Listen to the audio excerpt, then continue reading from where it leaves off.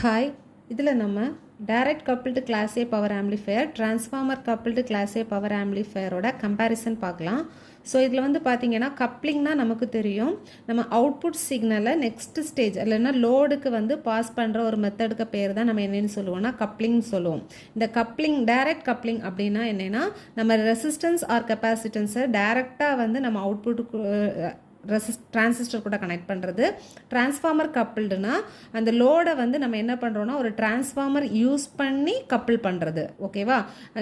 இது வந்து டைரெக்டாக கனெக்ட் பண்ணுறது, இது வந்து டிரான்ஸ்ஃபார்மர் யூஸ் பண்ணி கனெக்ட் பண்ணுறது. இதுதான் கப்ளிங் மெத்தட்.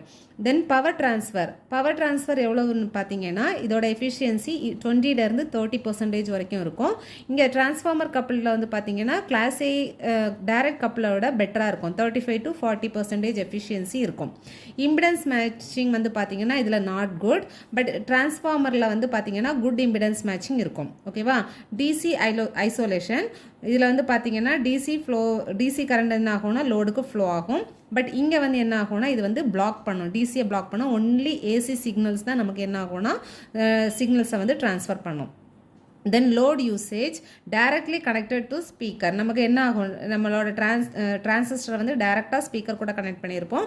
பட் இங்கே வந்து ஸ்பீக்கர் எதுக்கு கூட கனெக்டாக இருக்கும்னா ஒரு டிரான்ஸ்ஃபார்மரில் கனெக்டாக இருக்கும். அந்த டிரான்ஸ்ஃபார்மர் தான் டிரான்சிஸ்டரில் கனெக்டாக இருக்கும்.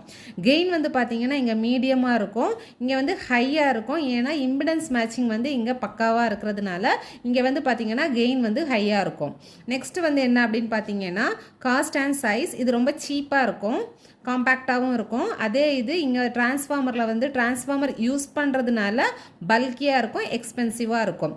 ஏசி அவுட்புட் சிக்னல் ஸ்விங் வந்து இங்கே லிமிட்டடாக இருக்கும். எவ்வளோ ஸ்விங் ஆகும்னா 0லேருந்து விசிசி வரைக்கும் ஸ்விங் ஆகும். இங்கே வந்து லார்ஜ் ஸ்விங் பாசிபிள், அதாவது மைனஸ் விசிசியிலேருந்து ப்ளஸ் விசிசி வரைக்கும் என்ன ஆகும்னா ஸ்விங் ஆகும். நெக்ஸ்ட் வந்து frequency response better for high frequency. இது வந்து not suitable for high frequency. எங்கெல்லாம் யூஸ் பண்ணுவோம்னா லோ பவர் சிம்பிள் சர்க்யூட்ஸ் வந்து இது யூசேஜ் ஏரியா. இது வந்து பார்த்தீங்கன்னா ஆடியோ ஆம்பிளிஃபையர் இம்பிடன்ஸ் மேட்ச் நீட்ஸில் வந்து இதை வந்து நம்ம யூஸ் பண்ணுவோம்.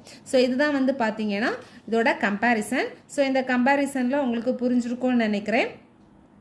ஸோ தொடர்ந்து வீடியோஸ் பார்க்குறேன்னா நம்ம சேனலை சப்ஸ்கிரைப் பண்ணுங்கள் ஃப்ரெண்ட்ஸ். தேங்க்யூ.